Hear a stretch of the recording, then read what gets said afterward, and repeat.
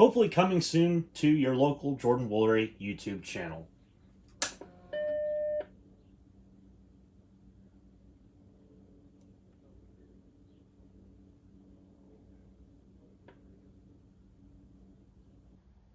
This video, on the other hand, though, involves none of those machines and instead revolves around this big tower of a computer that is in front of you, which we have to take care of, at least for today's video, in rambly holding the shaky camera video style.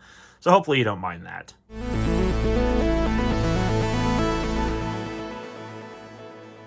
So like a lot of my used PC hardware endeavors, this machine comes courtesy of Facebook Marketplace, and this, I wish I had the screenshots of the listing and all that stuff to show, but of course I didn't do my due diligence beforehand and take the screenshots, so you'll have to bear with my, well, perspective here on the video behind the camera to explain this. I digress though. This machine was listed at $450 on Marketplace, and in the description it mentions that, well, the person might accept a trade for a games console, and I'd assume something like a PlayStation 5 or an Xbox Series console. So I was like, okay, given the hardware inside, which of course, now that I have the machine in front of me, I will get into here in just a little bit, I figured, okay, maybe I'll offer my Xbox Series S, because I don't really use it. I had at the time a Series X, and like I said, I'll get onto that. And maybe I'll toss a little bit of money on top of the Series S to make up the difference, and maybe that might be okay. Because again, in the description at the time, the person didn't specify if that was something that they would or would not accept was a Series S. So I was like, let me push my luck and let's see what happens. Apologies for the jump cuts in this video. I'm trying to mask off background noise because, as per usual, if I'm out here in the garage with the door open because I actually want ventilation in here and actually want some decent background lighting, well, you're going to get background noise. That's just the way that it works around here because our neighborhood is really loud and really obnoxious, and so, you know, it is what it is. I digress. Anyways. So I sent the seller of this PC a message and sent my offer of my Xbox Series S with a controller, cables, box, and some money on top, which I thought was a reasonable amount of money on top. Now, mind you, at the time, like I said, this listed at $450 according to the seller. That's what he was looking for financially for it. And so I was thinking, okay, I'll try to match that with the Series S at a reasonable used value because they still sell brand new, and try to see if they would accept that. Well, what I got in return was not what I was anticipating at all. Now, I don't know what was going on through the seller's head. And to be fair, when I met them in person, they seemed like a younger individual in their late teens or early adulthood. And maybe they don't know a thing or two about wheeling and dealing, which not everybody does. And so I'll give some slack where it's due. But I'm not sure if this is just incompetence in looking up dollar values of things on the market and over assuming what you think you have compared to what you're going to be getting, or maybe it's just preferences. But I got in return for my offer a counter offer on the amount of money that the guy was looking for on my part for his PC. So he was thinking with my Xbox Series S offer, he wanted $300 on top of the console, controller, cables, and box, which for me, I think is absolutely asinine. And you want to know why I think that is because, let's look at it this way. So the 512 gig Series S sells brand new right now, not on sale, for $299. That includes the controller, cables, and of course the retail box.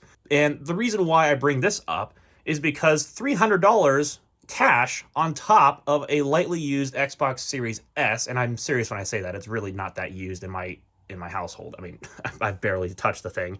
And so, not that that really changes the dollar value of the used console any, you know, whatever. Even still, a used Series S is in the neighborhood of $200 something, like maybe $240, $250, something like that, you know, factoring in a little bit of depreciation into the mix, because why wouldn't you? And again, I was including the whole mix. The HDMI cable, the power cable, the controller, the box. I was trying to make it to where it wasn't missing out on anything. You know, maybe a storage expansion would have been nice, but I didn't buy one. I still haven't bought one. And in the grand scheme of things, again, I was putting a lot of money on top to try to subsidize the difference, to try to match the dollar value of his PC, so that way he wasn't missing out on anything. I was trying to make it fair. And to be honest with you, maybe my dollar value might have sounded on the surface like it was a bit too low. But I honestly was willing to go a little bit higher just because, again, I wanted to make up the difference. I know the Series S is not everybody's favorite console, and that's totally justified. There's a lot of things not to like about the Series S, but I would have been willing to make up for it a little bit of money. But $300 on top of a Series S that's used? I don't think so, dude. I think you're kind of overestimating what you actually have compared to what you'd be getting with the Series S if you were asking for a console. Now, later, the person did explain that he wasn't really interested in the Series S, and that's totally fair and justified. You could have just said, no, I wasn't really interested in a Series S.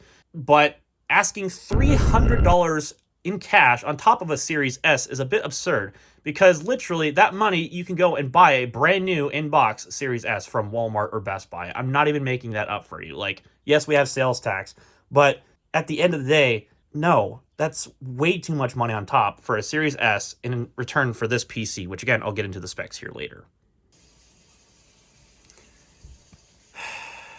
We literally go from doing a phone call that I can't answer because I'm in the middle of filming to background noise. Now I have to wait for the shower. My life's a comedy. I can't make videos. Never. Just gonna take the opportunity to do some stuff while I can't record right now. Yay, background noise. Anyway, so after calling him out on a Series S deal, I just was like, okay, this isn't going to go through. So he talked some more because he actually responded. He didn't actually leave me hanging in the dust, which, I mean, I guess kudos to him, I guess. And eventually we landed on a Series X instead, straight across for his PC. Initially, I didn't want to do this because, well, I do kind of like my Series X, and I would like to have it for backward-compatible games and such that I have in my 360 collection and so on and so forth, but I can always get another one of those. It's not like it's the end of the world that I have to have it, so I was just like, whatever, let's just go through with it. And so, long story short, here we are. Dude was nice enough in person, so I kept it short, sweet, and to the point. And so the deal's done, and now I have his PC. Now, what you see in front of you, I have not even opened the side panel. I've not done anything with. The only thing I have done with this machine so far is I've done a clean reinstall of Windows 11 on it because I wanted my own copy, not his reset version of 21H2. I wanted 22H2. So, what we're going to do on video, for the first time since I've owned this, is we're going to pop the side panel off, and we're going to check this thing out.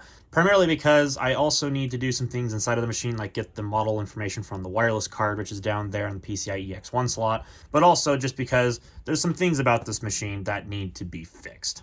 One thing of which that should be looked into is the cable management. Now, in all fairness, I have seen much worse than this, but this is not great, so I'm going to see if there's something that we can do about that. Now, this part right here, I don't blame them for leaving this out because it's kind of annoying to get access to the screws, so I'm fine with that, whatever. I need to get a slot blank up there to fill that hole, but what's more irritating, and you might have already seen it, that I/O shield for the motherboard needs help because, let me see if I can zoom in there. That tab should be on top of the Ethernet port, not jutting out of the motherboard. So my guess is that they built it that way, and it's been like that for years, and that really irks me. So what I'm going to do today is basically completely tear this thing down and rebuild it and fix the stupid I/O shield because that drives me bonkers. And then if the background noise doesn't drive me insane enough out here, see if we can clean it. Not that I think thermals would be an issue with the hardware that's in here, but it's always a good thing. Alright, so as far as I know for the specifications of this PC, it has an AMD Ryzen 7 2700 CPU that is 8 cores and 16 threads at a base of 3.2 gigahertz. This has 16 gigs of RAM at 2933 megahertz, that is dual channel, fortunately. It has a 512 gig Silicon Power NVMe SSD in it, and a 2 terabyte Seagate spinning hard drive. And for the graphics, it's got a Asus TUF Gaming, I think it is. Or maybe not. I think it is a TUF Gaming. Let me check. Yep. It's a TUF Gaming GTX 1650 Super, 4 gigs of GDDR6. So, all in all, not a terrible machine. It's just, I think the person that owned it before I got it was not exactly the most brilliant when it comes to knowing the value of things. And again, not everybody does, and that's okay. I just think that if you're expecting to do some wheeling and dealing, you gotta know a thing or two.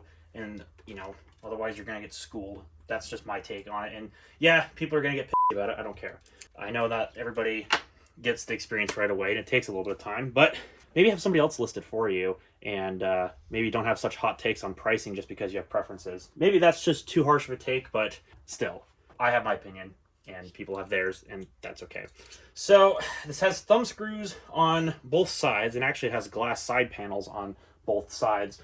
So when I get to laying this thing down, I'm going to put down a towel on the table so I don't scratch the glass if I can help it, because I mean, yeah, I don't really care too much about this case. It's a bit gaudy for my tastes, but I'd rather not damage what I already have. Good lord, those thumb screws are not tight. Wow. Those do not need to be that tight. Whew. Wow. I'm going to actually need the assistance of the screwdriver to get this off, because wow. Hopefully they didn't etch marks into the glass because of how tight that is. My goodness. Oh yeah, it was so tight that the little rubber O-ring got stuck to the glass. Note to self, don't tighten the thumb screws, because that's literally what happens when you do that. Not to say that you shouldn't tighten them. They don't need to be tighter than the strength of Zeus in the sky. Like, yeah. They're not traditional screws. Like, you don't have to go hog crazy with them.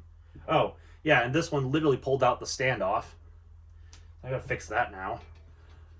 Whatever. Let's just see if I get this last one off here. Okay, that one came off really easily. Okay, so let's get this side panel off then. Gently. So that's one thing I'll have to fix.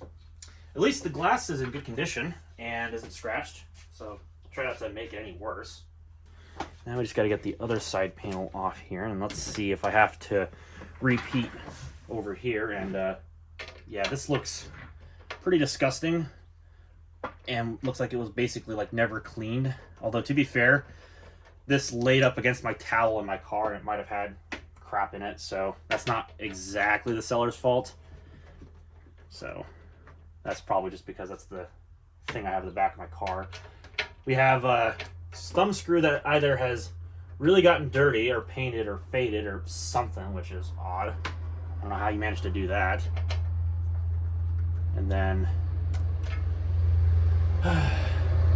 noisy diesel trucks, as always. Never a dull moment in this neighborhood. So let's get this side panel off. And let's go set aside. Oh yeah, I'll show this here in a minute.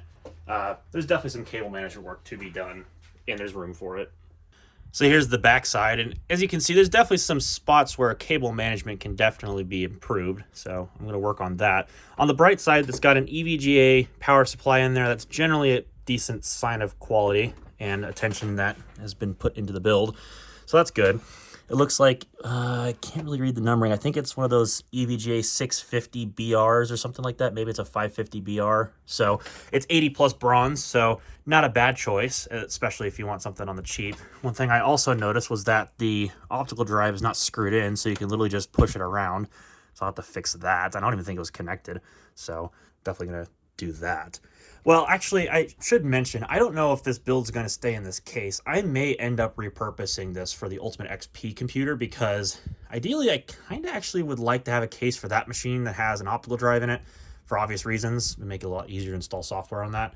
So this may be gutted and repurposed for the Ultimate XP computer, but I'm not sure yet if this is the case I actually want to use, so we'll figure that out later, I guess. Well, I suppose with that, we'll go ahead and get this machine tore down, because I gotta fix the standoff that was on the case, and I also gotta figure out the motherboard IO shield, and so might as well just get going with it. Oh, the optical drive actually was connected, but why there's no screws in there to hold it in place, I don't understand. So for now, it can just come out because it doesn't really need to be in there at the moment when I'm trying to disassemble this. So they can just find a home over there or whatever, that's fine. So let's get it with it.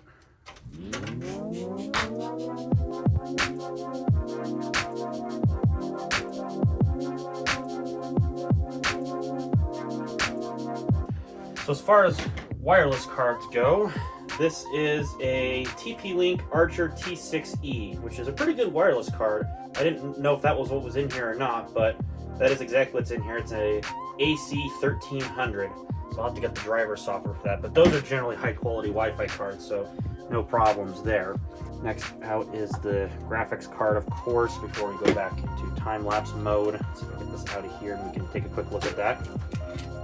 So, Tough Gaming GTX 1650 Super, 4 gigs of GDDR6 with a nice layer of dust on it, as you can probably not tell in the video because it's wide-angle lens. But pretty decent card, I suppose, for 1650 Super.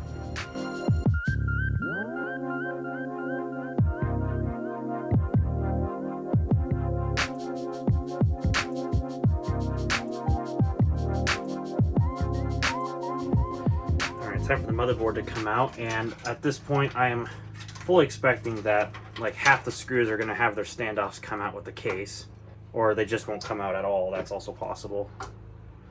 Let's see how accurate I am. Considering that this screw doesn't really want to come out, I'm going to say at least 1, 2. Oh, that one came out. Okay. Let me get that out of there real quick.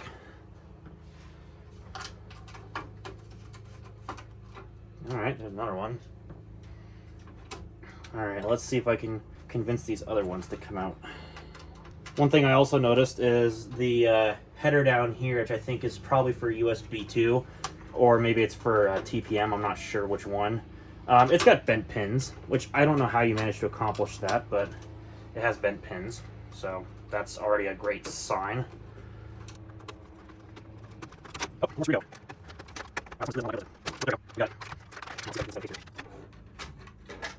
All right, and I think, yes, we are good now. Let's see. Oh yeah, we have 1, 2, 3 standoffs that come out of the case because the screws are over tightened. Yeah, so let's just see if we can save this thing from any more potential disaster. I gotta get my nut driver from my toolkit so I can tighten these standoffs back into their respective homes, because clearly someone needs to know how not to over tighten a screw. So anyways, see if I can move this board out of the way temporarily so that way I can get this case moved out of the way. Just for the time being, so I can lay this motherboard down.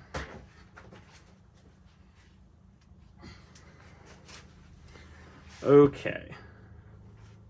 It's probably be more ideal with pliers, but what I'm going to do is I'm just going to see if I can hold the screw on one side with my hands and then just like tack the nut driver with the other. Although, yeah. Oh no, I think I might need the pliers for this. Okay. Well, it was an attempt worth making.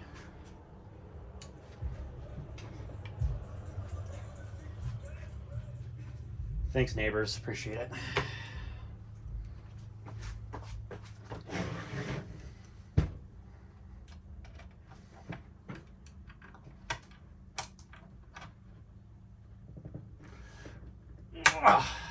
Wow, even dust came out of that. The heck? Wow. They're so tight in there. It's definitely not a "that's what she said" moment.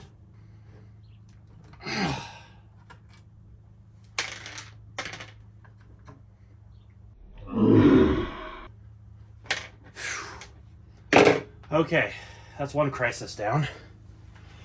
Now, I probably don't have to do this, but I'm going to do it anyway because it's generally a thing I like to do. And that is, I'm just going to check the CPU thermal paste. I just want to make sure that it's applied correctly. And the reason why, not that there's anything wrong with like the pre-applied thermal paste, which is probably what this is using, or however they decided to run it previously. But just because I have it apart, I might as well change it and give it a fresh application. So that's exactly what I think I'm going to do. Originally, I was going to ramble about the CPU fan cable, and I was like, nah, I don't necessarily think I have to ramble about that because that's fine where it's at. What I'll probably end up doing is I will tie a knot in the cable so that way it at least looks a little bit more organized, but that's about it.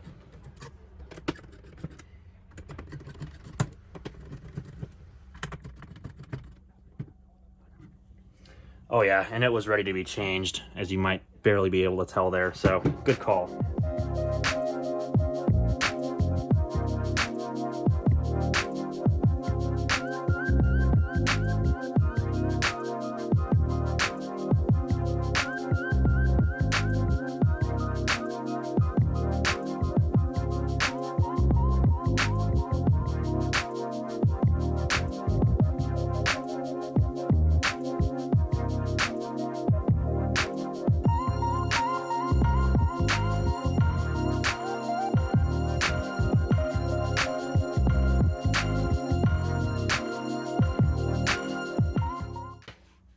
All right, cool. So at this point, while I'm in here, I'm going to see about trying to clean it out a little bit and and see if I can figure out where a lot of this cable mess is going, because it's quite honestly a hot mess. And a lot of this I don't really need to do on camera, so to be honest with you, to make this video a lot shorter, I think I'm just going to go ahead and cut to when this is all done, because to be honest with you, you aren't missing much.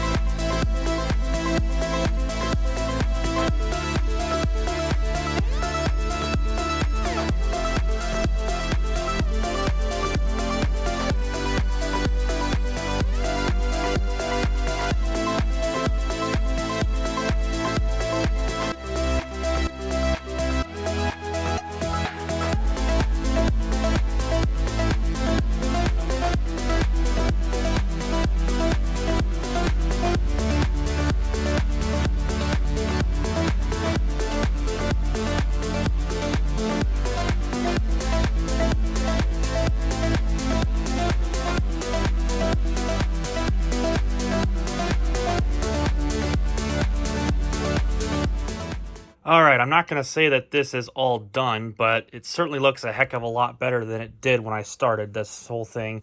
So, really, you take the time to clean your computer and a little bit of time to manage the cables, and you can certainly end up with a far better presentation, at least compared to how I got it till now. Now, like I said, it's not perfect. Like, we have that bright red SATA cable there amongst all the reflections, and in fact, if I actually set you guys down for just a moment here, as I try not to let my phone go diving onto the floor here, which it probably will. All right, 1 second. Well, that's not much better, but you'll get the idea once I cover it. But as you can see, despite the red SATA cable there, which really there's not much I can do about that without getting a shorter SATA cable, it looks a lot better presented. Now, one thing I might do is I might try to see if I can just clean up some of the fan wires. There's some right in there, which were getting in the way of the optical drive SATA power connector. But aside from that, and the back being a complete disaster of a thing to cable manage, which is behind the smoke tinted glass, whereas this is the regular lightly tinted glass, it looks so much better than it did. And it's certainly a little bit cleaner, especially the CPU and GPU and the back of the wireless card there. I just took the duster can to these fans. I didn't go too ham crazy with those. And then I just took a moment with some glass cleaner to just kind of clean the case and the glass elements. And there's still some particles and lint because the microfiber rag I was using wasn't great. But still, it's a lot cleaner and a lot nicer looking than it was. And my biggest irks are now solved, which was the metal grounding tab on the I/O shield that was sticking out of the case. And this whole entire section just feeling all kinds of wrong. And so that's now fixed. And just generally, it looked like not a very well put together machine. I mean, it worked, but it wasn't really something I was proud of having. It's not perfect, mind you, and I still don't like that red SATA cable, but it's far better than it was before. And now we got fresh thermal paste on the CPU, and probably some higher quality paste as well, so that should help with the thermals. I'm going to leave the GPU alone. It still has the warranty sticker on it, and I don't know how old this GPU is, and I'll have to verify that myself if I really wanted to make sure. But as long as it works and it doesn't thermal throttle itself up to like 80-something degrees, then it should be fine. So I'll leave it as is. So I think it's now high time to jump into some benchmarking with this machine and see what the Ryzen 7 2700 and GTX 1650 Super are capable of. I think the CPU should have enough headroom to allow this GPU to reach its maximum potential, I believe. So, I don't know. Let's try a few games out and let's see how it does. Our neighbors are being obnoxious. If you hear any background noise, I apologize. Starting with Cyberpunk 2077, just to round the settings out here, I used medium with high crowd density and XCSS set to quality for an average of about 46 FPS with a 1% low of 28. Which is not the most amazing. I think the crowd density and the medium preset are to blame there, so you could probably lower the crowd density to medium, change the quality to low, keep XCSS turned on, and you'd probably have a pretty good time. That would be a higher frame rate, maybe not quite 60, but close enough too. I'll be honest with you, despite what I originally anticipated, actually, Hogwarts Legacy played better than I thought, although I did use the low preset so as to not run the card out of VRAM, and I used FSR2 on quality to try to eke out as much performance as I can from the card in peak performance areas. And we actually ended up with an average of 79, with a 1% low of 41, because Hogsmeade is very CPU intensive, and the 2700 really didn't handle that too great. But this is still a definitely very playable result. And here's a quickie with GTA 5. All the settings were at very high, not ultra, but very high at 1080p, and we got an average of 100 FPS with a 1% low of basically 70. So online with this machine would actually be pretty good, considering the high core count CPU, and the GPU really doesn't actually have that much to do in this game, so it plays very well. Spider-Man Remastered was a bit of an interesting one. Now, I tested at 1080p with the medium preset because, again, I didn't want to run the card out of VRAM, and as a result, this got 87 FPS on average with a 1% low of 53. So there was definitely some CPU load going on as a result of flying around, and the GPU did get taxed when you're doing those really high drops going into the city, but that's nothing unexpected. What really surprised me, though, is when I turned on FSR2 and set it to quality, the game went to an average of 99 with a 1% low of 60. That was quite a big jump. I was not expecting that at all, but definitely helped with the playability, and it sure as heck felt a lot smoother, I'll tell you that. And lastly, I did what I normally do, which is to test golf with your friends on the Worms map. Now, here I actually tested at 1440p because this is an esports title, so whoop-de-doo, you can justify the extra resolution. And I tested at the Ultra preset because this is a really easy-to-run game that does enable 8 times multi-sampling anti-aliasing, so it is pretty intensive on the older cards, but for something like this, it's not too bad. But on average, it got over 170 FPS on average, so this is very playable, so not much more really to say. So in conclusion, would I say that this green PC was worth the whole hassle that I went through? In all honesty, probably not. It is a fun project machine, and it seems to have cleaned up well, it runs well, and I really don't have much else to say about it. It does perform decently in games. It could probably benefit from faster RAM, but aside from that, it seems to be in good working order.